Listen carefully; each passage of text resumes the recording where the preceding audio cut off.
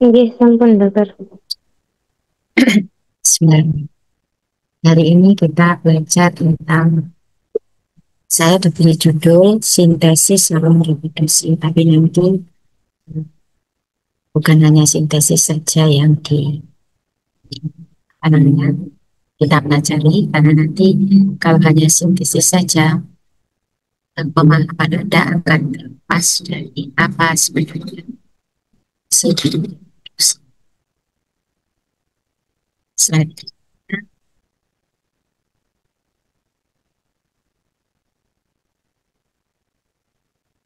topik bahasannya adalah definisi karakteristik fermentasi. Dan ada simpul reproduksi, setelah itu baru biosintesis, kemudian mekanisme sekresi dan regulasi, setelah itu aksis hormon reproduksi. Jadi sintesisnya hanya ada satu saja. Berikutnya definisi hormon. Secara singkat, ini bukan secara singkat, dilampirkan agak panjang begini karena memang ini unsur hormon. Tapi yang perlu Anda perhatikan adalah kata-kata yang diberi garis bawah. Jadi hormon adalah sumber kimia non nutrien, kemudian dihasilkan oleh kelenjar endokrin. Setelah itu dialirkan ke pembuluh darah, ke organ lain melalui sel target yang diikuti oleh hormon itu dalam skala besar. Selanjutnya, sel target yang sudah dipengaruhi oleh hormon itu akan mempengaruhi pertumbuhan akan suasana itu bukan emosi ya, suasana itu saya terjemahkan dari bukan emosi. Jadi, seseorang bisa bisa baik tapi tampilan emosi, tampilan wajah, tampilan tangan bisa bisa dia tertawa atau bisa dia bersedih, tapi moodnya tidak akan selalu sama. Beda dengan emosi, kalau emosi tampak dari gerakan tubuh dan wajah dan sebagainya. Dan sel target yang sudah dipengaruhi itu biasanya akan saling pengaruh satu dengan yang lain untuk sistem pertahanan, untuk melaksanakan pertumbuhan, perkembangan, dan sistem reproduksi. Karakteristik dari hormon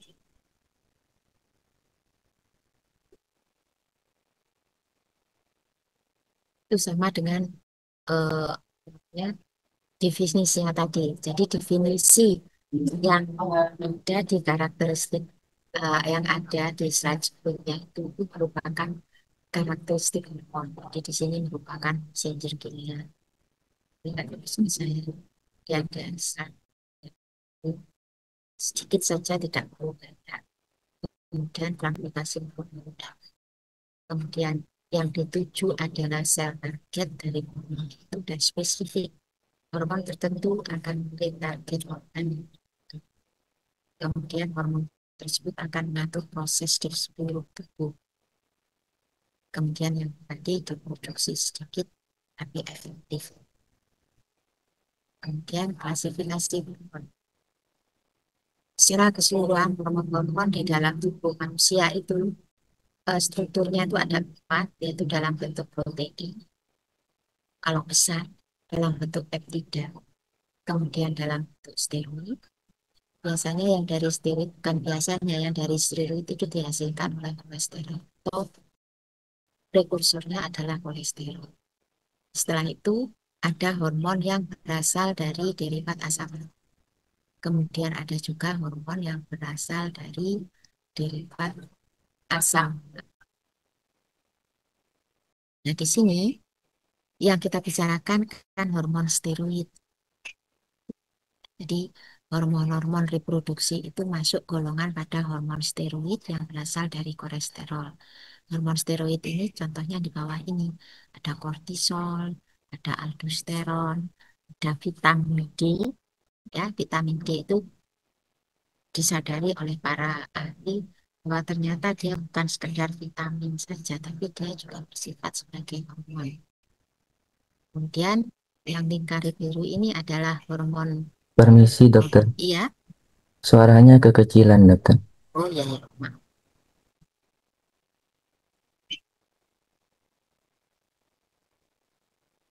Ini jelas. Ini masih.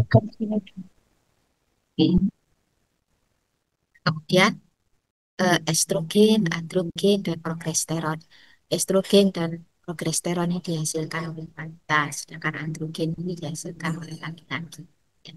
Ini sebetulnya yang menjadi objek subjek dari yang kita pelajari sekarang. Tetapi kalau cuma ini saja yang kita perhatikan, maka pemahaman Anda mengenai keseluruhan klasifikasi hormon dalam tubuh itu akan terlepas. Jadi kalau dari sini Anda akan tahu bahwa hormon eh, gonad atau reproduksi itu adalah masuk dalam golongan steroid hormon yang prekursornya adalah kolesterol.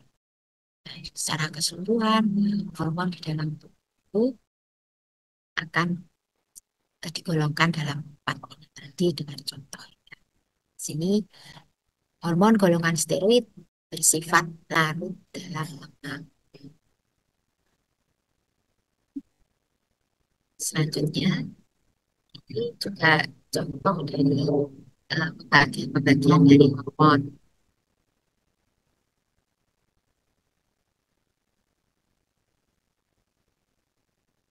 Contohnya adalah sekretin. Sekretin masih ingat di fisiologi, di gas fisiologi, ya. Kemudian ini merupakan golongan polipeptida. Sekret ini dia tidak larut dalam lemak. Reseptornya biasanya ada di membran fosfolipid biliar. Ini polipeptida terdiri dari asam amino, asam amino. Kemudian epinefrin. Epinefrin itu hormon dari saraf, ya. Kemudian ini prekursornya adalah dari tirosin. Jadi dia merupakan dari batasan amino. Reseptornya itu juga melekat di bagian di badan fosfolipid ini.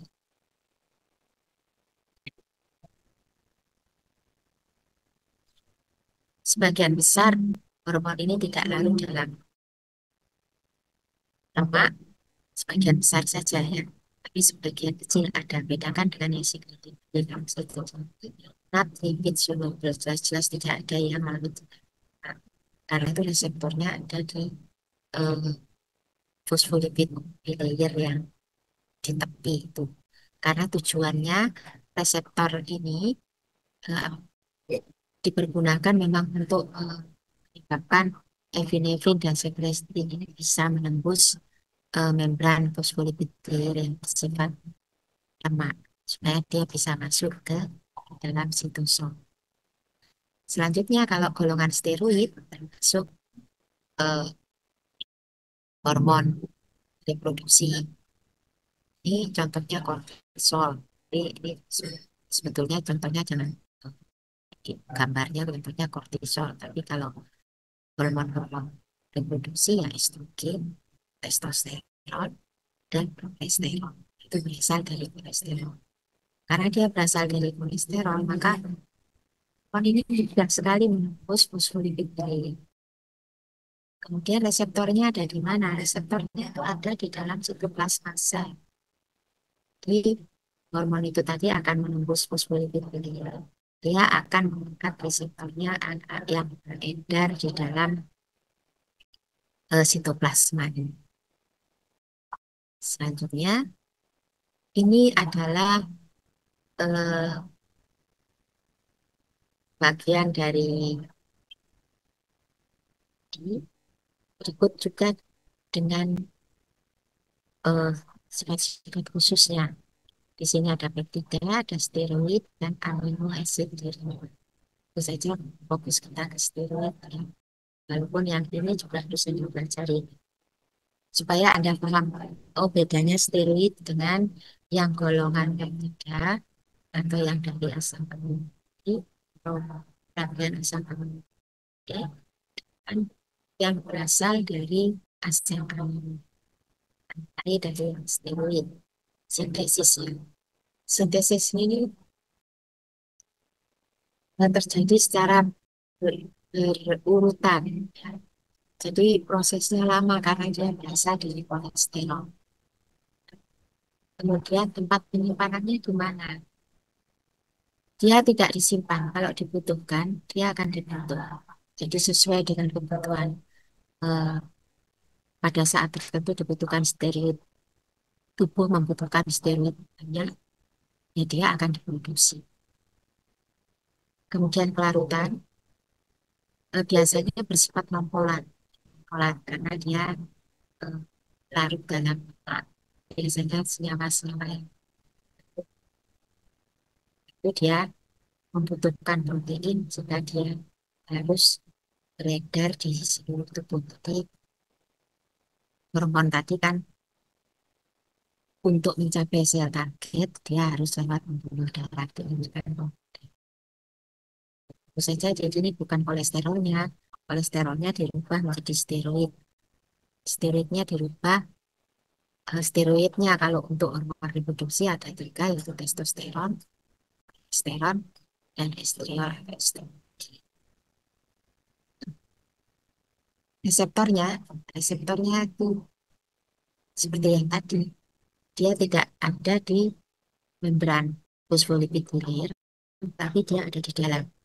Dia tidak perlu mempunyai reseptor yang ada di membran fosfolipid bilayer karena dia dengan sendirinya karena dia larut larut lemak, maka dia bisa menembus fosfolipid fosfolipid fosfolipid fosfolipid bilayer tadi.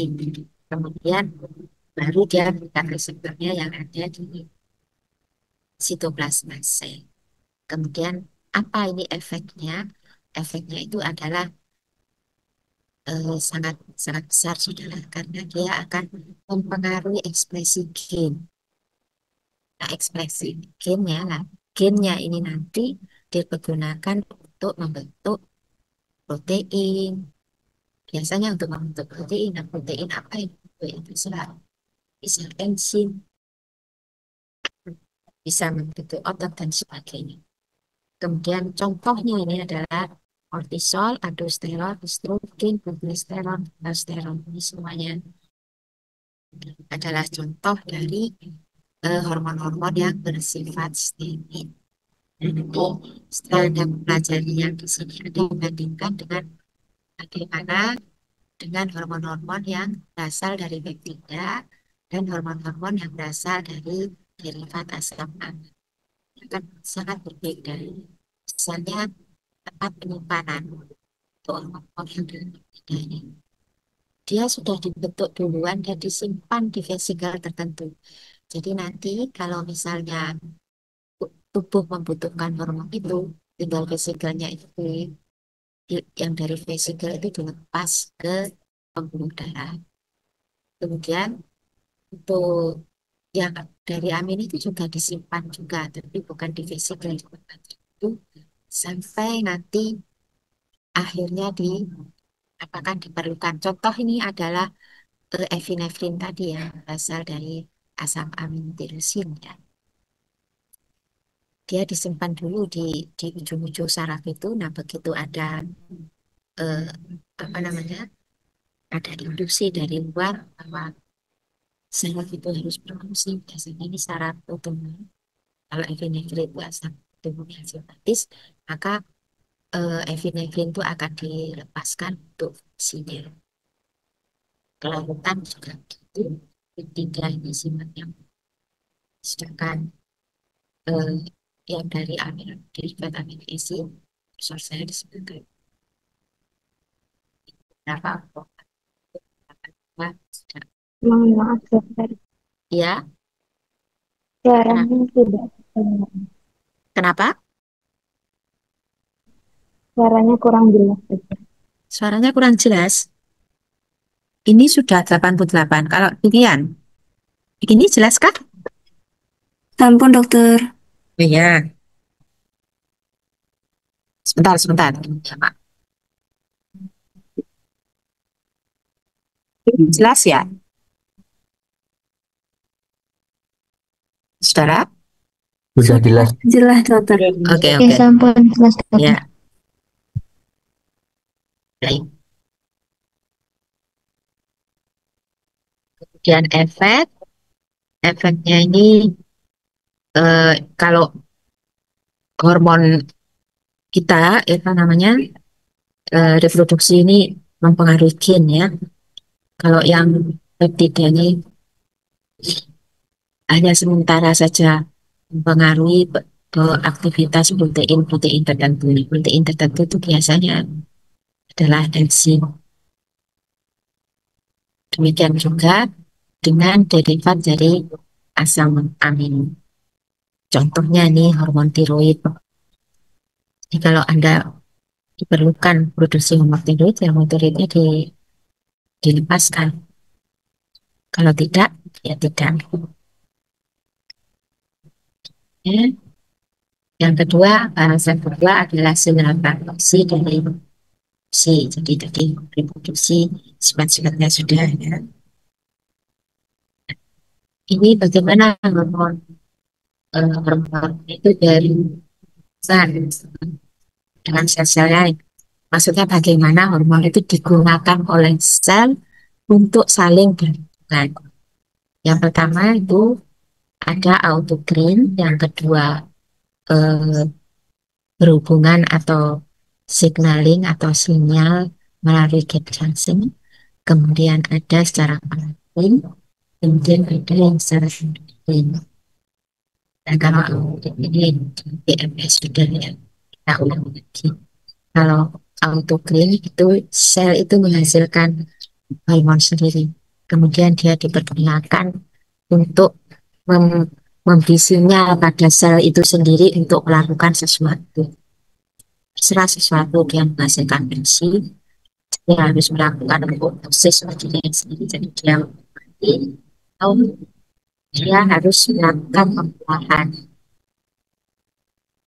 Kemudian yang kedua ini adalah sel berhubungan dengan sel yang lain melalui gap junction ini. Jadi selnya itu bentuk sel itu dan kemudian melengkap satu dengan yang lain. Baru hormonnya nanti lewat gapnya ini.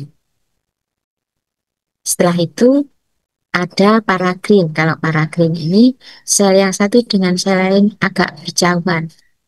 Jadi hubungannya bisa melalui eh, cairan interseluler. Hormonnya lewat di situ. Kemudian dia akan mencapai target sel yang jarak tidak menempel, tapi jaraknya berdekatan. Untuk hormon,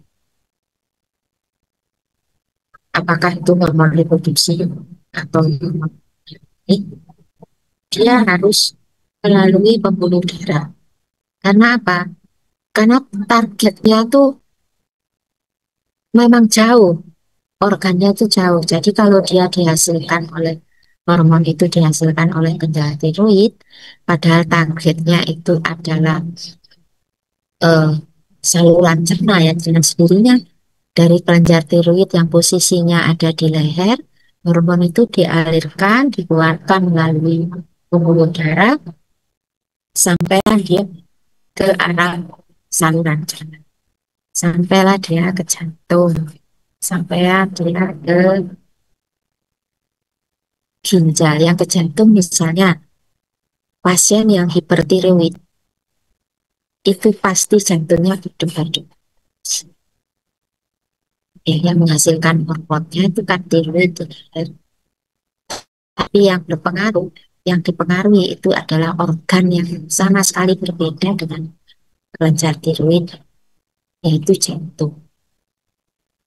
hipertiroid, pasti orangnya itu akan mengeluarkan keringat banyak. Hormonnya dihasilkan oleh kelenjar tiroid. Tapi yang merespon hormon tiroid itu kelenjar otot yang ada di sini. Nah, itu yang fakta yang nyata ya yang ditampilkan oleh pasien. Masih banyak lagi pengaruh-pengaruh yang demikian. Jadi misalnya tiroid dia berpengaruh pada pankreas. Pankreas menghasilkan insulin. Pengaruhnya hormon tiroid terhadap insulin itu apa? Dia akan belajar di semester depan. Itu adalah apa sifat dari hormon. Juga untuk sekali ini kita belajar tentang si. Ya. Lalu bagaimana kerja dari hormon-hormon golongan steroid yang merupakan golongan dari hormon reproduksi kita. Ya, karena dia itu sifatnya larut dalam lipid, larut dalam lipid, kan di pembuluh darah, dia akan masuk ke extracellular fluid dulu untuk menuju ke sel. Ini kan extracellular fluid ya. Di extracellular fluid ini kan ada sel-sel, mestinya selnya banyak, tapi yang digambar satu saja. Kemudian hormonnya, hormon ini dihasilkan oleh kelenjar tiroid, oleh testis, oleh ovarium, kalau itu ya.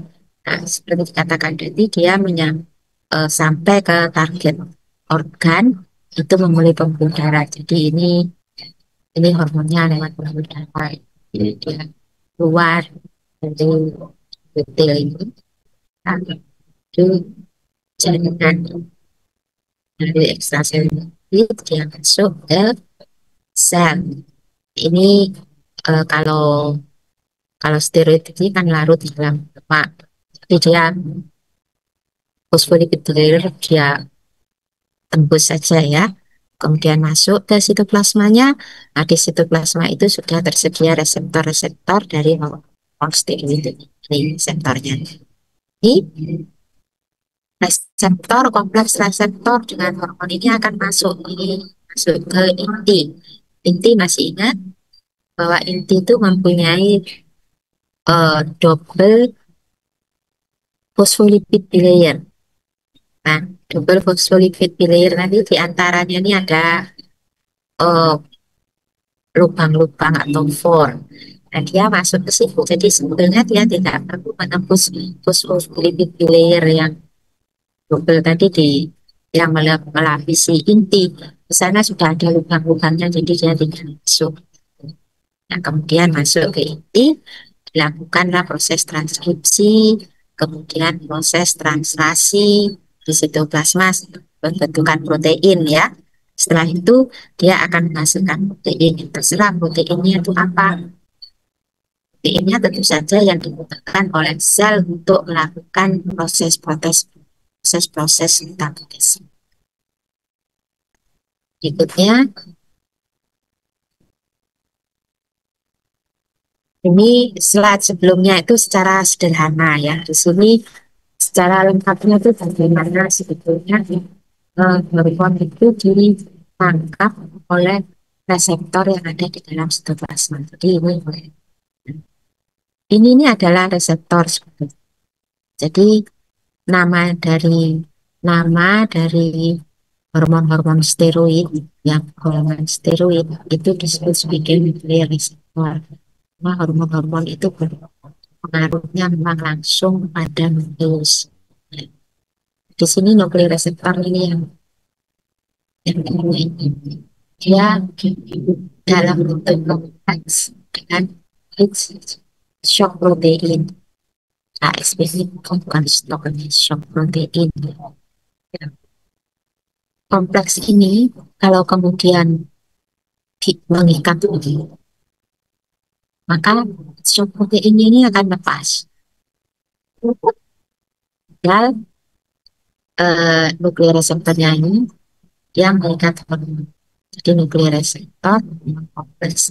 Kemudian di dalam sitoplasma kompleks nuklear reseptor ini itu akan membentuk dimer.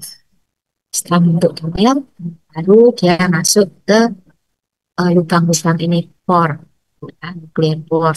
Jadi tidak perlu menembus ini, tidak perlu menembus fosfolipid layer yang double tadi ya. Jadi dia masuk ke sana. Kemudian nanti ada secara garis besar itu ada koaktivator, kemudian ada RNA polimerase. Setelah itu dimer tadi itu akan melekat pada ini yang disebut sebagai hormon respon elemen. Di sana akan melekat di situ. Nah, pada saat dia melekat pada hormon respon elemen ini, maka akan terjadi pembentukan messenger RNA yang nantinya akan keluar menuju sitoplasma, dan di sana nanti akan masuk transkripsi di ribosom, masuk ke ribosom, dan dari ribosom nanti RNA ini akan ribosom RNA akan ditranslasi menjadi protein-protein tertentu sesuai dengan kodon. Ya. Jadi kalau Anda ingin lebih paham, kembalikan lagi ke PNS. Protein, sintesis protein. Hasilnya adalah protein. Untuk apa? Ya, untuk fungsi metabolisme di dalam tubuh. Selanjutnya, ini nah, penjelasan aslinya ya, saudara. Saya lengkapkan sekali begini. Semuanya sudah saya jelaskan tadi. Selanjutnya, kalau kita bicara tentang hormon, tadi sudah selesai bahwa Anda sudah belajar mengenai menerima penjelasan mengenai bagaimana kinerja, cara kerja dari hormon steroid, kemudian bagaimana cara dia mengikat reseptornya. Tapi kalau tidak disertai dengan bagaimana hormon-hormon yang bukan steroid, apa namanya, melakukan sinyal transduksi atau reaksi dengan sel-sel target. Kalau hormon-hormon selain dari steroid, karena dia itu tidak larut dalam, maka di sana disediakan reseptor, tapi reseptornya itu menempel di membran fosfolipid bilayer. Jadi reseptor ini bisa mengikat hormon. Contohnya hormon ini adalah epinefrin. Reseptor dari hormon-hormon yang selain dari steroid yang menempel di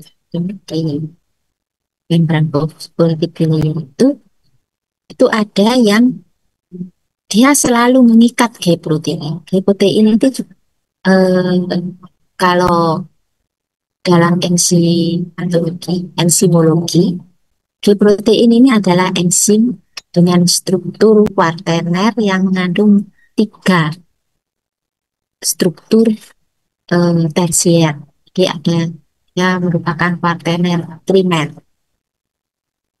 Struktur kuaterner yang mengandung subunit atau struktur tersier 3 buah. Jadi di sini G protein ini selalu mengikat pada reseptor. Dalam hal ini adalah reseptor untuk epinefrin, yaitu hormon yang berasal dari asam prekursornya asam. Kalau steroid tadi prekursornya adalah kolesterol. Ya. Nah, apa fungsi dari G protein yang merupakan enzim ini? Fungsinya itu adalah untuk merubah guanosin trifosfat itu menjadi guanosin trifosfat. Jadi satu fosfatnya lepas. Nah, satu fosfatnya lepas itu dipergunakan untuk ditempelkan ke adenin siklase. Nah, adenin siklase kalau diberi fosfat, ditempel fosfat, maka adenin siklase ini kan menjadi aktif. Kalau dia aktif, maka dia akan berubah ATP menjadi siklik AMP. Nah, siklik AMP ini adalah respon dari sel yang utama, karena nanti si KMP itu akan berfungsi untuk apa namanya, untuk sinyal transduction yang berikutnya.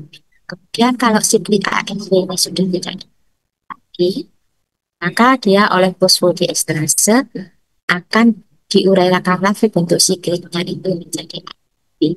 Ada di sini seperti ada di sini akan di apa? Akan dirubah lagi menjadi ATP dengan menambah buah-buah.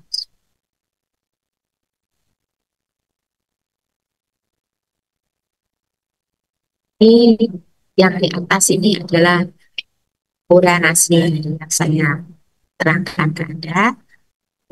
Terjemahannya di bawah ini. Yang di bawah ini adalah bagaimana ATP reaksi. Di bawah ini adalah reaksi bagaimana ATP dirubah menjadi siklik ATP. Kalau nanti kan cuma ceritanya saja ya. Ini ATP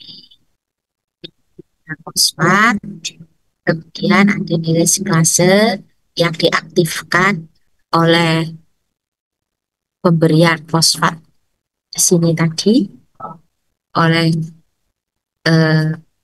G protein ya, yang fosfatnya berasal dari guanosin trifosfat. Di sini fase itu akan memutus dua buah fosfat, jadi di sini akan diputus, kemudian tinggal satu fosfat yang tertinggal dan satu fosfat ini akan membentuk siklik, jadilah dia siklik. Kemudian yang ini adalah kalau CAMP sudah terbentuk, maka untuk apa sih CAMP siklik AMP tadi? Yang di sini ceritanya, jadi ini contohnya kalau epinefrin ini adrenalin itu sama. Ini adalah hormon yang berasal dari asam amino, jadi dia tidak larut dalam lemak. Ya. Karena itu reseptor adrenergiknya itu ada di membran fosfolipid ini. Nah, jenisnya adalah reseptor yang selalu diikatkan dengan G protein. G protein suatu enzim. Di sini tadi saya katakan bahwa G protein itu adalah enzim yang mempunyai 3 struktur tersier. Jadi bentuk kuarterannya itu terdiri dari 3 struktur tersier, yaitu alfa, beta, dan gamma. Nah, nanti alfa, beta, dan gamma itu dalam kondisi tidak aktif, G protein itu yang mengikat GTP, guanosin trifosfat. Tapi pada saat dia diperlukan, dia menjadi aktif, maka GTP ini akan menjadi GTP. Tapi kalau GTP atau guanosin trifosfat yang subunit yang melekat pada subunit alfa ini apa?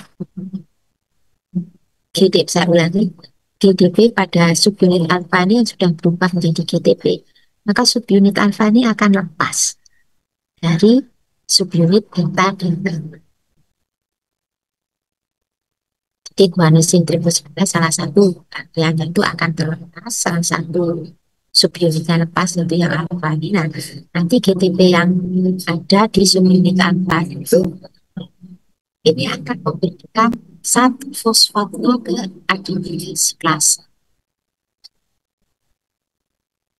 Nah, seperti Anda ketahui, adenilase klase kalau sudah dapat fosfat, maka dia akan aktif.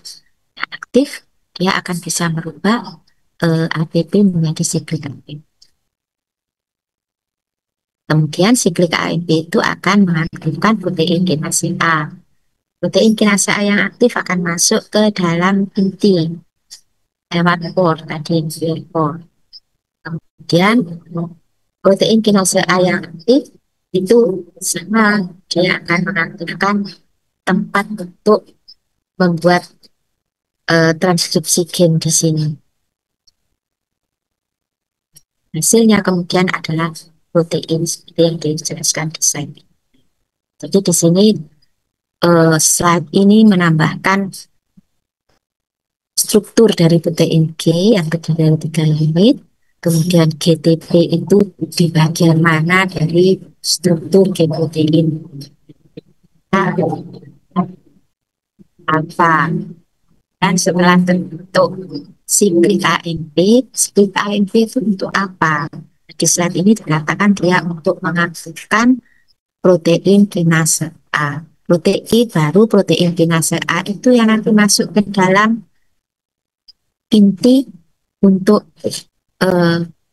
transkripsi gen untuk menghasilkan protein tertentu. Bukan transkripsi gen ya, untuk mengaktifkan gen menghasilkan protein. Kemudian berikutnya adalah tadi dikatakan kalau CAMP itu tidak dipergunakan, dia akan berubah kembali menjadi CAMP. Kemudian AMP itu akan berubah kembali menjadi ATP. Itu proses slide ini menunjukkan reaksi kumpulan CAMP kembali menjadi ATP. Jadi di sini ATP kemudian oleh fase diturunkan, dilepas pirofosfatnya atau 2-fosfatnya, dia menjadi siklik AMP, kemudian siklik AMP itu oleh CAMP fosfodiesterase bersama-sama dengan H2O, jadi hidrolisisnya menggunakan H2O, maka dia kembali akan menjadi AMP yang bukan siklik, jadi sikliknya diputus. Ini reaksi golongan hidrolase, menghidrolisis senyawa atau memutus satu ikatan kimia dari senyawa dengan menggunakan berikutnya akses hormon reproduksi.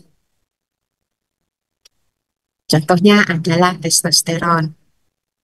Di sini testosteron itu merupakan hormon yang berhubungan, jadi sekresinya dan penghambatannya itu berhubungan dengan hipotalamus, pituitary, baru ke gunat atau testis. Di sini ada gonadotropin releasing hormone. Kalau dia diaktifkan, dia akan memicu pituitary anterior untuk menghasilkan follicular stimulating hormone atau luteinizing hormone. Ini LH posisinya ada yang di posterior kan ya. Ini yang di LH ini dihasilkan oleh yang ini. Nah, kemudian luteinizing hormone itu akan memicu sel Leydig. Sel Leydig itu ada di luar dari tubuus seminiferus. Dia akan menghasilkan testosteron. Nanti testosteron yang dihasilkan itu pertama dia akan disebarkan ke seluruh tubuh karena testosteron bukan cuma berhubungan dengan pembuatan sperma saja, tapi dia juga berhubungan dengan fungsi-fungsi yang lain dari tubuh kita. Kemudian yang kedua, testosteron ini akan mengaktifkan atau mengaktifkan atau terserah saja. Pokoknya dia akan membuat sel-sel tuli ini bekerja dengan baik. Nanti sel-sel tuli ini yang akan melakukan spermatogenesis dan menghasilkan androgen binding protein, kemudian menghasilkan inhibin.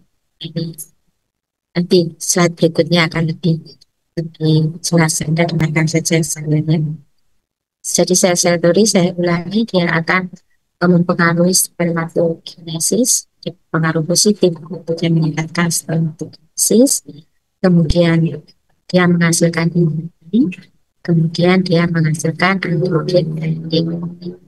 Binding protein dihasilkan utamanya oleh sel-sel, digunakan untuk mengikat testosteron, dihasilkan oleh sel Leydig.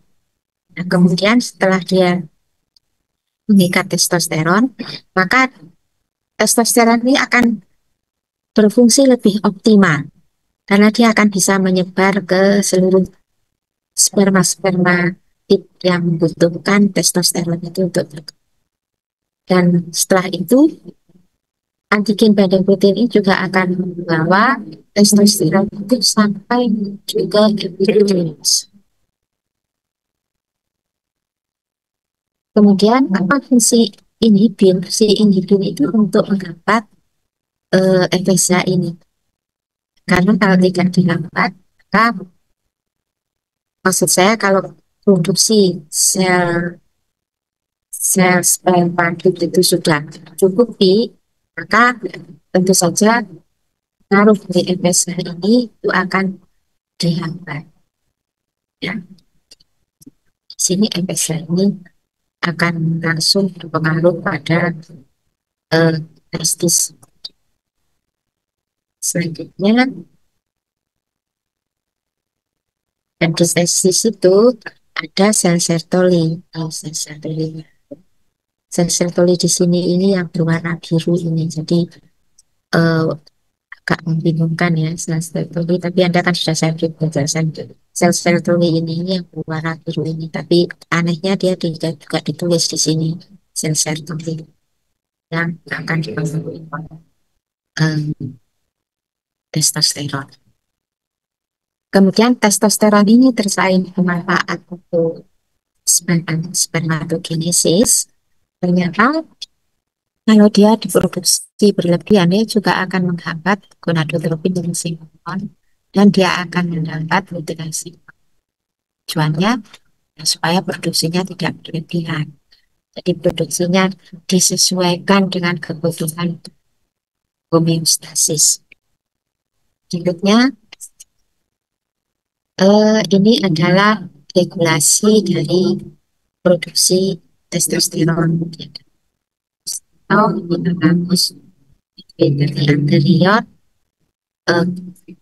gonad testis aksis. Jadi ini kemudian gonadotropin releasing hormone, kemudian gonadotropin releasing hormone itu akan mempengaruhi betul-betul anterior yang menghasilkan FSH dan LH dan seterusnya. Jadi Anda boleh pelajari melalui slide yang atas yang berwarna-warni, slide sebelumnya berwarna-warni atau yang tapi kalau ini singkat tapi lebih jelas. Ini misalnya sel Sertoli itu langsung dia menghasilkan inhibin. Kalau yang tadi kan gambarnya seperti terpisah untuk inhibin sel Sertolinya. Kemudian inhibin ini akan mendapat fungsi dari kinase. Berikutnya, ini Anda sudah praktikum. Ini tubuh sembilan virus ya. Kemudian ini yang sel Sertoli lebih terang dibandingkan spermatid.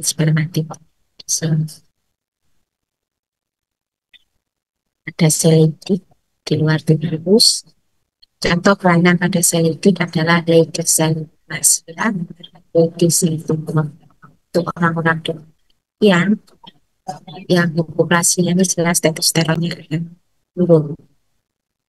Contohnya, kemudian untuk Leiter cell tumor tergantung apakah tumornya itu menyebabkan seleucid menghasilkan testosteron berlebihan atau akan menghasilkan testosteron yang berkurang. Yang sel ini ringkasannya dari yang tadi ya, memberi nutrisi pada gametosit.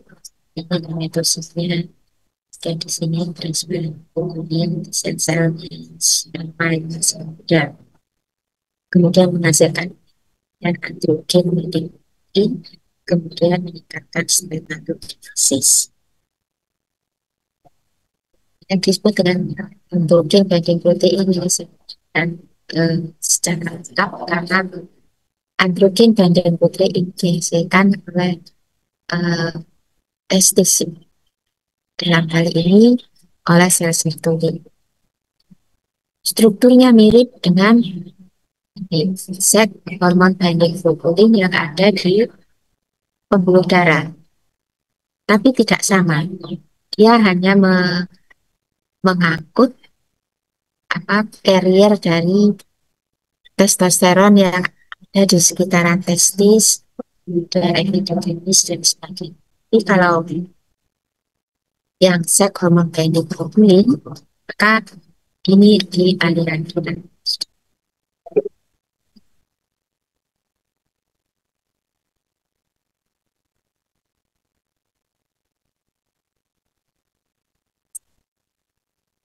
Sekalinya eh, apa testosteron itu tidak terlepas dari androgen binding protein, maka testosteron itu oleh enzim 5 alfa reduktase itu akan dirubah menjadi dihidrotestosteron. Jadi dihidrotestosteron sudah tidak aktif, dia ekskresi. Selanjutnya, nanti ini akan saya perjelas ya. Selanjutnya, ini estrogen dan progesteron adalah hormon yang bergantung pada hipotalamus pituitari sama. Kalau yang tadi gonadnya itu testis, kalau sekarang gonadnya itu adalah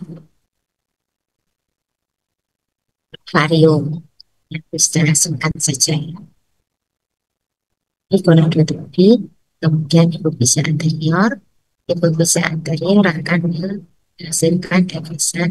Nanti ini akan dipergunakan untuk mematurasi ovum yang ada di dalam ovarium. Kapan ovum itu matang, kemudian kapan dia dibuahi itu jelas sekali kalau di ovarium, saudara, karena ini prosesnya nanti kalau terjadi ovulasi, dia akan terjadi proses kehamilan dengan perubahan terus dan sebagainya. Ini secara garis besar saja ya. Cara membacanya dari satu gonadotropin single. Kemudian kedua, pituitary orang akan menghasilkan devisa dan A. Kemudian dia akan nanti ovarium dengan menghasilkan estrogen. Di sana nanti sel ovarium itu akan menghasilkan estrogen. Sedikit saja meningkatnya. Yang sedikit ini nanti akan berpengaruh pada hipofise anterior dengan sedikit menghambat yang satu. Nah, selanjutnya diteruskan lagi estrogennya itu akan dalam jumlah yang sangat tinggi. Dia high estrogen level di sini. Ya. Dia juga akan mempengaruhi gonadotropin di sini. Setelah 4, kemudian di sini yang biru ini menonaktivasi kan. Nah, aktivasi tadi itu akan menyebabkan gonadotropin hormon yang meningkat. Kemudian dia juga akan menambah produksi dari LH dan HBsA dengan jumlah tinggi juga. Kondisi yang sangat tinggi dari LH dan HBsA ini yang nantinya akan menyebabkan kondisi keenam yaitu terjadi. Di urutannya HBsA LH dulu, Arwi, kemudian oosiknya ini akan memproduksi estrogen. Estrogennya makin lama makin banyak. Estrogen yang makin banyak ini nanti akan mempengaruhi gonadotropin nomor 5 dan gonadotropin hormonnya ini akan mempengaruhi hipofise anterior, menghasilkan LH dan HBsA dalam jumlah yang tinggi sekali sekarang. Pada kondisi FSH dan LH yang tinggi sekali ini yang akan terjadinya ovulasi. Kemudian ovumnya akan keluar kalau terjadi pembuahan, karena terjadi kehamilan, atau dia akan dibuang begitu saja karena tidak ada pembuahan. Dan kalau sudah gitu akan terjadi yang 7, yaitu terjadi corpus luteum. karena obatnya sudah kuat. Di sini terbentuk ipin ini nanti yang akan kalau pada saat itu terjadi jadi keinginannya tidak itu adalah persiapan kan. Tapi kalau tidak ada ya dia akan lepas jadi mati dalam proses. Selanjutnya ini adalah mungkin ini lebih jelas dengan maksud saya lebih jelas dalam proses eh, sekresi dari hormon steroid untuk wanita, reproduksi untuk wanita itu seperti apa? Nah, ini disebut sebagai siklus menstruasi. Sebelum yang di kiri, coba Anda pelajari dulu yang di kanan dulu. Siklus menstruasi yang normal itu biasanya 28 hari. Nah, lihat di sini tulis angka-angka ini adalah 28 hari. 1, 2, 3, 4, 5 itu adalah fase menstruasi. Jadi pada saat ini kalau tidak terjadi pembuahan kan uterus endometriumnya sudah dibentuk itu luruh lagi fase menstruasi. Biasanya orang normal itu terjadi antara dari 5 hari ini atau sampai 7 tahun. Kalau lebih sampai 2 minggu itu berarti dia sudah tidak sehat sudah. Ini fase menstruasi. Nah, kemudian yang di sini antara 6 sampai 12 ini adalah follicular phase. Setelah fase menstruasi sudah lurus semua endometriumnya. Kemudian akan dibentuk lagi oleh FSH dan LH tadi. Jadi follicular phase, follicular stimulating hormone, follicle stimulating hormone di sini. Kemudian terjadi peningkatan FSH.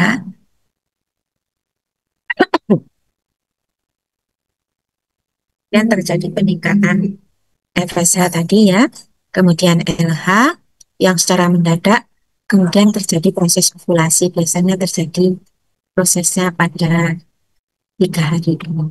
3 hari ini adalah masa subur dari wanita. Setelah itu tanggal 16 sampai 28 ini kalau ovulasi berarti ovariumnya sudah keluar.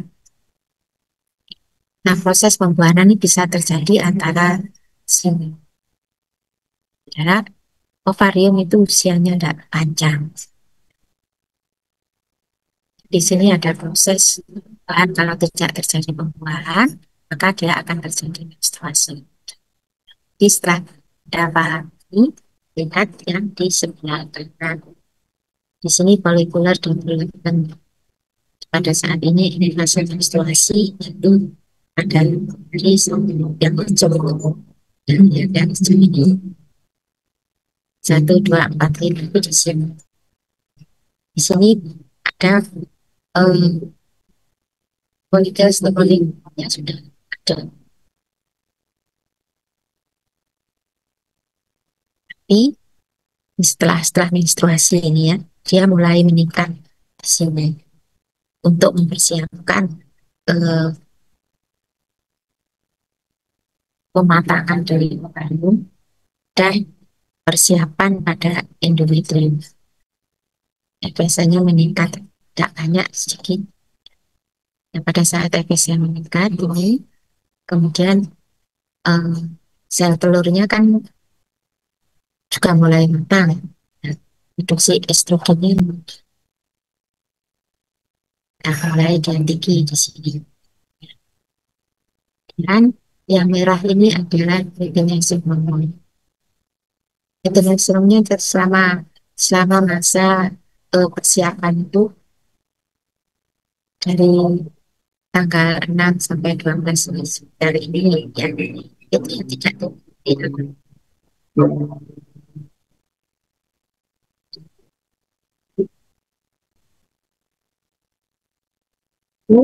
mendekati masa-masa ovulasi, di sana maka estrogen tadi kan mengaktifkan gonadotropin releasing hormone yang saya sebelumnya tadi itu, sehingga pituitary anterior secara mendadak akan membuat meningkatkan produk FSH dan produk NH dalam satu periode tertentu tinggi. Nah, dalam kondisi inilah maka terjadi ovulasi. Nah, setelah ovulasi, LH itu turun, kemudian FSH juga turun. Nah, pada saat itu, mulailah progesteron. Saat progesteron meningkat ini, ovum kan sudah lepas, ya. Nah, di sini endometrium itu menebar. Saudara, ini dipergunakan untuk persiapan kalau ovum ini tadi terjadi pembuahan dengan sperma, maka kalau dia sudah akan jadi apa, terjadi pembuahan, maka nanti pada saat dia keluar dari lubang, dia ovarium akan siap untuk menerima hasil. Nah, itu kalau terjadi. Nah, kalau tidak progesteron itu turun lagi, maka ini akan menurun, akan terjadi menstruasi yang si itu akan turun. Ini gambaran dari apa namanya, histologi yang Anda sudah dapatkan. Dan di sini ada catatan sel granulosa dari ovarium itu sehingga jadi kalau tidak terjadi pembuahan, maka inhibin ini yang akan kalau terjadi kehamilan, maka inhibin ini yang akan dapat gonadotropin releasing hormone untuk tidak menghasilkan, sedikit menghasilkan LH dan FSH, supaya progesteron itu tetap berlangsung tinggi, sehingga ini endometrium itu semakin tebal dan siap untuk menerima hasil. Biosintesis hormon reproduksi. Di sini struktur molekul stereohormon karena sudah di ya, ini yang dihasilkan oleh gonad, contohnya progesteron, estron, ya, kemudian testosteron. Kemudian di sini oleh kelenjar suprarenales, hasilnya kortikosteron. Kemudian ada aldosteron. Nah, kortikosteron itu nama lainnya glucocorticoid, sedangkan aldosteron nama lainnya, sedangkan progesterone, testosteron, estron, dan sebagainya itu namanya sexteron. Sini ada hormon, nanti buang kedua testis. Testis menghasilkan satu saja testosteron, sedangkan ovarium menghasilkan estrogen, stin. Ini hormon steroid. Struktur dari hormon steroid sama seperti kolesterol seperti ini. Berikutnya, biosintetis estrogen progesteron yang secara singkatnya adalah kolesterol, kemudian prenolol. Jadi rantai panjangnya itu terlepas. Prenolol, progesteron, androstenedion nanti akan berubah menjadi estron, estriol, dan testosteron, estradiol. Itu saja, ini reaksi singkatnya. Anda sudah mengenal teori pembentukan estriol, tidak langsung ini, tidak secara dia bisa melalui testosteron juga. Ini adalah steroid hormon, ada estradiol, testosteron, kortisol. Untuk mengingatkan lagi, mengapa mereka disebut sebagai steroid? Karena intinya sama dengan kolesterol karena memang prekursornya adalah kolesterol. Ini adalah kolesterol. Selanjutnya, saudara, kolesterol adalah senyawa untuk membentuk hormon steroid. Oke, organ yang menghasilkan steroid hormon adalah korteks adrenal, dan plasenta. Plasenta ini untuk janin. Sintesis steroidhormon sebagian terjadi di sitoplasma dan sebagian terjadi di mitokondria. DEAS atau dihidroepiandrosterone sebab dan dia memainkan peran penting dalam metabolisme steroidhormon, menghubungkan jaringan periferi dengan kelenjar adrenal. Penjelasannya ya. Selanjutnya di sini ini sudah ada yang sudah ditulis sebelum. Ini adalah kolesterol, kolesterol chain, kalau kalau enzim, kalau enzim ini kan ya hormon-hormon steroid enggak. Karena enzim ini akan memutus rantai ini. Maka dia akan menutup.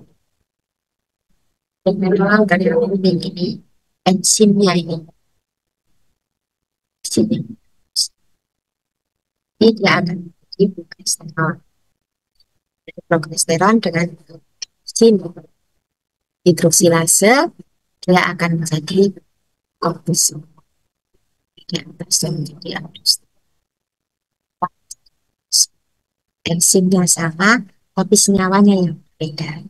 Kalau aldosterol itu dari kolesterol, sedangkan kalau kortisol itu berasal dari hidroksipregnenolol atau hidroksiprogesterol dengan enzim A akan menjadi kortisol. Sedangkan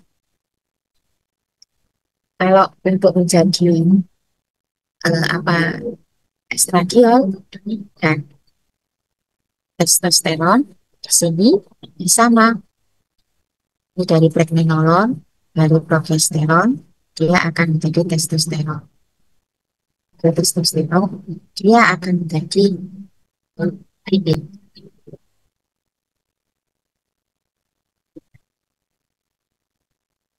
Dan kalau dia tidak berfungsi, tidak digunakan lagi, dia akan dirubah menjadi dihidrotestosteron oleh 5-alfa redukasi. Di sini ada dihidrotestosteron.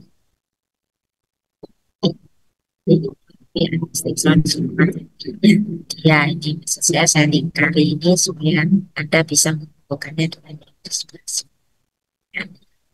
Baik, lihat slide berikutnya. Ya, ini ada satu di bawah ini yang harus ada ingat. Di sini yang pink itu terjadi di mitokondria.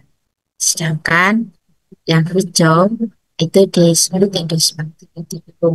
Jadi yang di mitokondria hanya untuk yang di mitokondria itu pemutusan dari kolesterol, dari rantai panjang dari kolesterol untuk jadi pregnenolol itu terjadinya di mitokondria. Kemudian aldosteron, bukan aldosteron dan kortisol, enzimnya juga ada yang di mitokondria. Tetapi untuk seks hormon reproduksi yang kita pelajari sekarang, itu enzim-enzimnya semuanya ada di endoplasma.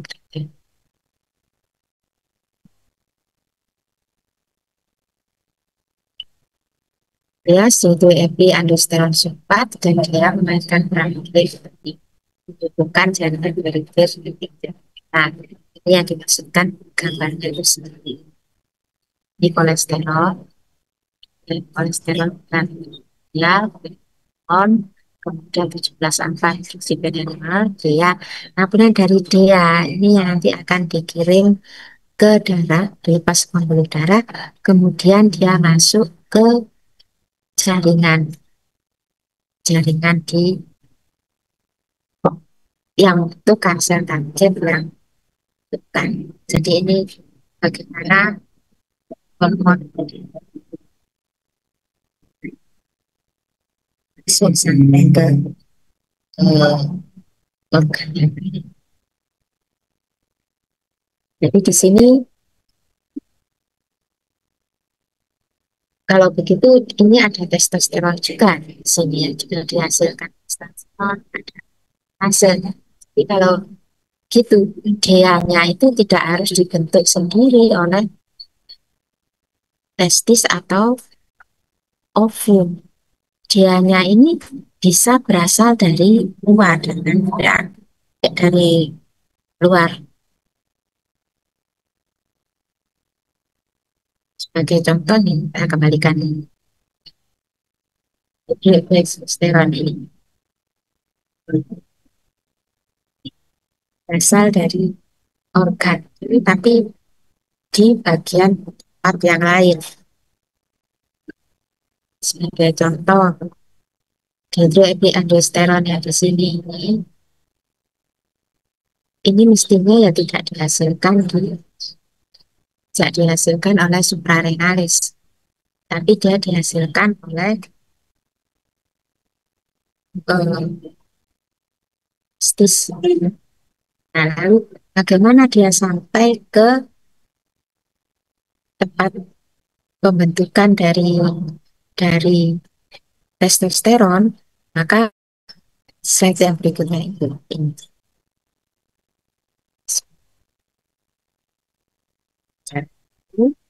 Yang di sini nanti ada jaringan lain yang bisa merubah dia ini atau mempergunakan dia ini untuk dirubah menjadi estrogen atau dirubah menjadi testosteron. Jadi maksudnya dianya bisa dari jaringan lain, tapi bukan dari testis terus hidup yang enggak ya, orangnya kan lain ya. Yang satu dari spesies jenis ini, yang itu dari spesies. Tapi nanti slide berikutnya akan lebih jelas.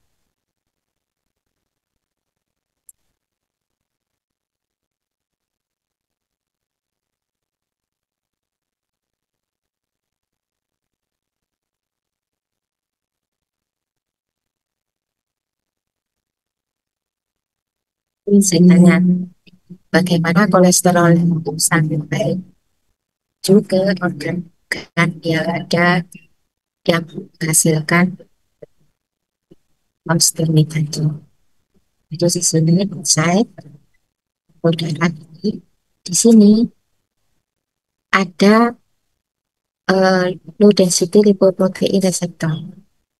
Apa? Nanti Anda akan bertanya, apa hubungannya low density lipoprotein receptor itu dengan pembentukan steroid dari kolesterol? Jawabannya sederhana saja. Kolesterol itu di dalam pembuluh darah berasal dari reseptornya atau carriernya itu adalah sel. Jadi sel-sel yang menghasilkan hormon-hormon steroid atau berasal dari kolesterol pasti dia mempunyai reseptor untuk LDL. Anda sudah mengenal reseptor LDL ini saat di G1 kan masih tujuannya kolesterol setelah lepas dari lipoprotein sinkron dari VLDL, kemudian ada mana juga jaringan LDL reseptor. Tujuannya kenapa kesehatan tujuannya ini, yaitu dia reseptor tadi yang ada kolesterol yang ada di LDL supaya enzim dan di endosum akan terjadi reaksinya yang akan membebaskan kolesterol. Nah, kemudian kolesterol yang ada di situ semua seperti itu. Dan ada ucap, jadi plasma sel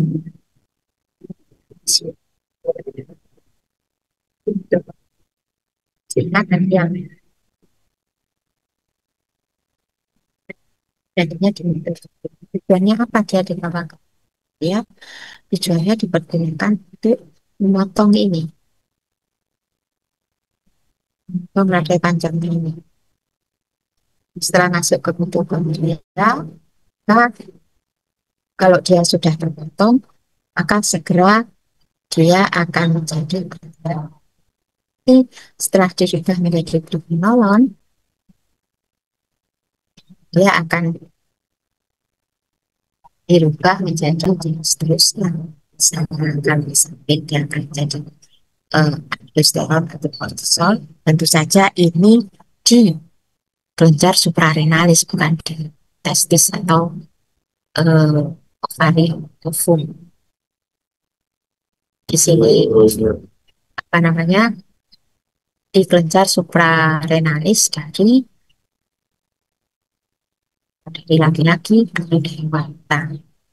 Kemudian pregnenolol itu bisa berubah menjadi estron, bisa berubah di estrogen. Jadi pada wanita, kalau pada laki-laki tentu saja testosteronnya tidak akan diubah.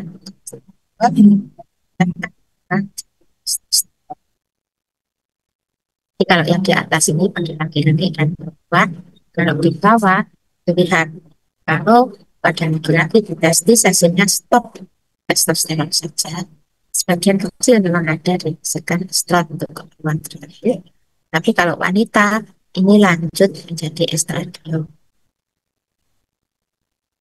Kemudian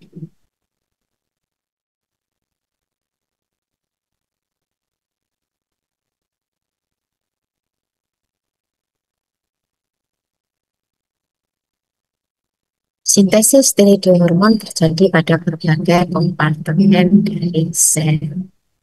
Jadi maksudnya kompartemen dari sel, kompartemen dari sel itu organel sel. Ada inti, kemudian ada liat, ada sel sum. Ya. Itu pembentukan steroid hormon itu tidak hanya ada di sitoplasma saja misalnya, tidak, tapi dia berganti-ganti tempat, tapi masih tetap di dalam satu sel seperti kolesterol dan dalam itu. Kemudian kalau dia menjadi progesteron terjadinya di sitoplasma. Kemudian di sini terjadinya di mana? Dan ini di sitoplasma juga, ya. Kemudian dia akan menjadi hidrofil. Pregnenolon juga terjadi di sitoplasma dan kemudian seterusnya. Jadi tergantung dia, tapi yang penting ada dalam satu sel, tapi tidak di dalam organel-organel tertentu. Dia melibatkan berbagai organel di dalam sel. Slide ini mau mengatakan seperti itu. Ini kelenjar adrenalis. Kita tadi sudah bicara kelenjar adrenalis karena itu menjadi satu dengan sifatnya menjadi satu dengan hormon reproduksi. Jadi kalau tidak membicarakan hormon steroid yang dihasilkan oleh kelenjar adrenalis, yaitu aldosterol dan kortisol yang tidak pas ya. Ini medula. Nah, dalam kelenjar adrenalis, dan yang ini konteksnya, ini kapsul. Hormon-hormon dari kelenjar adrenalis itu sudah dikeluarkan dari ini, di korteks maupun medula. Ini korteksnya dulu. Kemudian korteks adrenalis, hormon-hormon apa yang dihasilkan? Di sini ada kolesterol. Kalau zona vesikulata, pregnenolol dan seterusnya, zona glomerulosa, itu juga pregnenolol dihasilkan ke bawah, ya. Kemudian zona retikulosa menghasilkan androstenedion. Ini malah juga dihasilkan oleh testis maupun ovum. Jadi itu tadi yang saya katakan, DA-nya bisa berasal dari korteks acrivalis. Tapi nanti dia masuk ke, kalau wanita dia masuk ke ovum untuk dibuat androstenedion, dan kemudian dirubah menjadi estriol. Itu juga pada laki-laki dia akan ada dia, tapi kemudian dia ini dikirim melalui pembuluh darah, dia bisa dipergunakan untuk membuat testosteron. Nah, androstenedion kan ada testosteron. Jadi, kalau aldosteron, testosteron, dan kortisol ini untuk kepentingannya di seluruh tubuh, baik laki-laki maupun yang tadi berhubungan tadi yang saya katakan satu dengan kelenjar dengan organ yang lain adalah bahwa androstenedion kan juga diproduksi oleh ovum dan testis, tapi ini juga bisa berasal dari konteks adrenalis. Jadi Anda pasti bertanya, kalau bisa dari konteks adrenalis,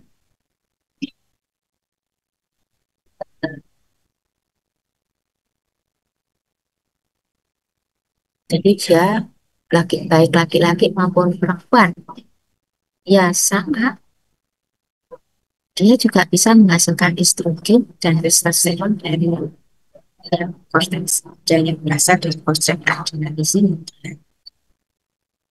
Kemudian pregnenolon, progesteron, androstenedion, testosteron. Ini hanya pengulangan saja segera dari yang tadi. Kalau yang tadi terasa penuh dengan kimia, ya ini tidak, lebih sederhana. Cuma kalau yang penuh dengan rumus-rumus kimia tadi itu, Anda akan melihatnya secara menyeluruh. Bagaimana hormon steroid itu di testis, di ovum, dan di glandula suprarrenal. Kalau ini cuma satu saja.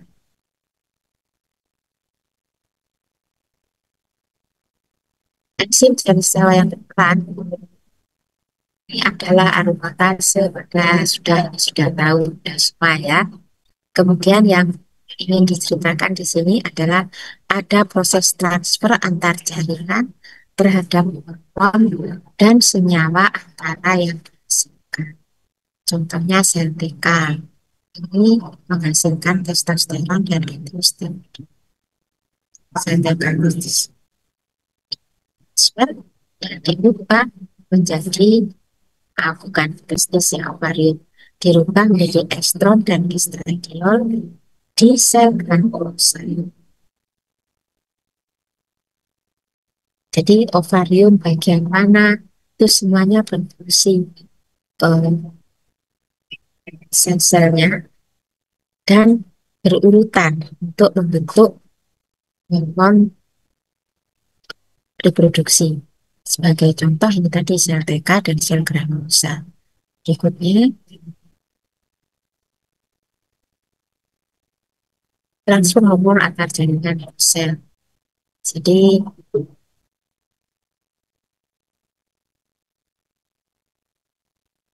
ini di sel TK-nya, ini sel granulosa. Masih ingat ya sel TK, sel granulosa ada di ovarium. Sel TK itu ada reseptor untuk LDL.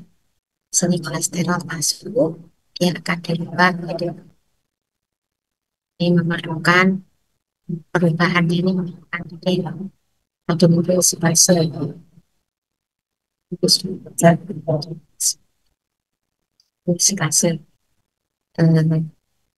apa ini adalah enzim memerlukan G protein.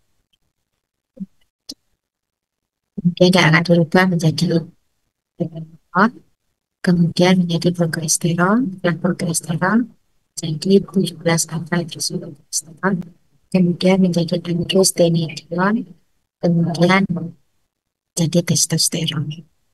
Di sini Di sel TK ini tidak ada aromatase.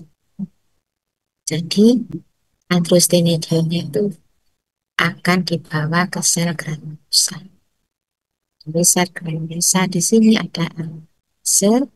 Aromatase itu akan diubah menjadi testosteron dan estrogen. Di sini sebetulnya ini tidak terbentuk testosteron karena tidak ada yang berhenti sampai di sini saja. Kemudian dia akan dibawa melalui darah menuju ke sel granulosa. Kemudian kalau sel granulosa ya bagaimana? Sel granulosa sama. Di sini ada reseptor luteinizing hormone. Kemudian kolesterol akan berubah menjadi hormon dan akan menjadi kolesterol. Tapi dia tidak bisa menjadi androstenediol karena 17 alfa hidroksilase dan 17 20 liase tidak aktif. Maka dia harus dikirim ke sel TK kolesterol untuk dirubah menjadi androstenediol, dikirim lagi ke sel kolesterol. Jadi pembentukan estrogen dan estradiol itu tidak sesederhana seperti gambar yang tadi itu panah. Ternyata di dalam organ eh, ovum sendiri tidak di satu tempat, tapi di sel-sel yang berbeda produknya yang dikerjakan. Berikutnya ini seperti tadi ya, sama tapi ini lebih terurai. Ini sel TK, kemudian ini granulosa sel, kemudian yang sini ini luteinizing hormone, ini bisa luteinizing hormone ini punya reseptornya. Di reseptornya itu ada di sel TK itu luteinizing. Juga ada di granulosa sel. Kemudian reseptor ini akan menghasilkan akan memicu sinyal transduksi. Di sini ada G-protein, guanisin trifosfat akan berubah menjadi guanisin trifosfat. Fosfatnya satu ini dipergunakan untuk mengaktifkan guanil siklase. Guanil siklase ini akan membentuk, ini bukan ATP, ini mestinya bukan GTP tapi ATP akan dirubah menjadi CAMP, kemudian CAMP akan mengaktifkan eh, protein kinase. Nanti protein kinase ini dia akan mengaktifkan enzim-enzim dan akan menghasilkan eh, testosteron. Tapi di sini CYP19 aromatase tidak terbentuk, jadi bisa selanjutnya testosteron yang akan ke sel TK, maaf, granulosa sel untuk dirubah menjadi estron. Di sini juga kolesterol yang dari proses itu berhenti sampai kolesterol saja, tidak bisa dirubah lagi. Kalau mau dirubah ya dia harus diselesaikan.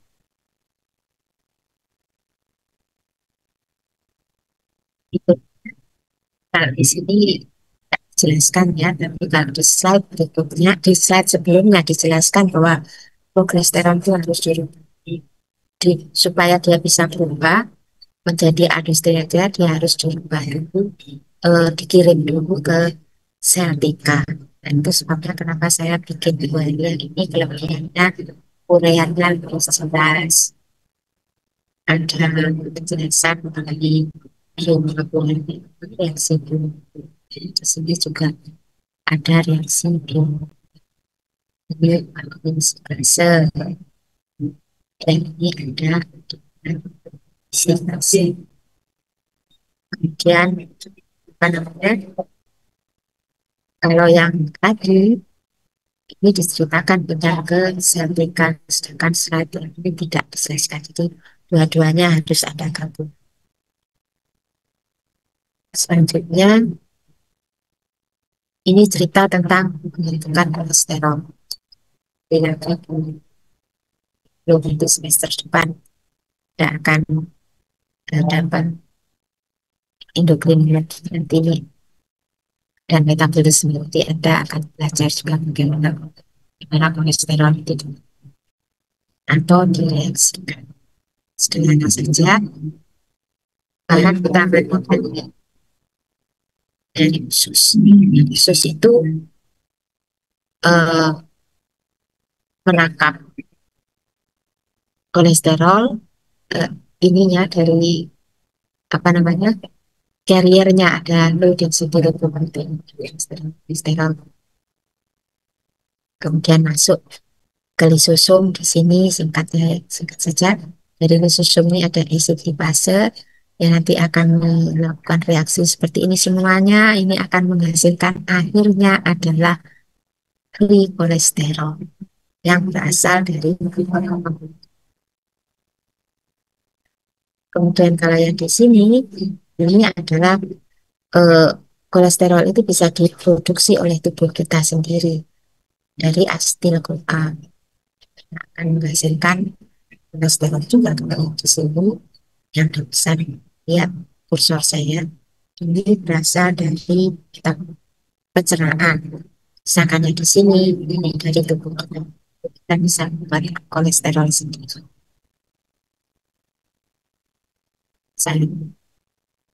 Selanjutnya ini TK internal, internasi hormon, reseptor, dan kolesterol, adrenostenediol ya, dilepaskan adrenostenediol dan androstenediol masuk ini, kemudian ada granulosa ya, ada boleh menggunakan ini ceritanya lebih sederhana dibandingkan Anda sudah dapat apa namanya slide yang lebih komplit dari ini ceritakan tentang bagaimana estrogen itu dibentuk di sel ovum, tapi tidak pada satu sel saja. Baik, saudara, sekian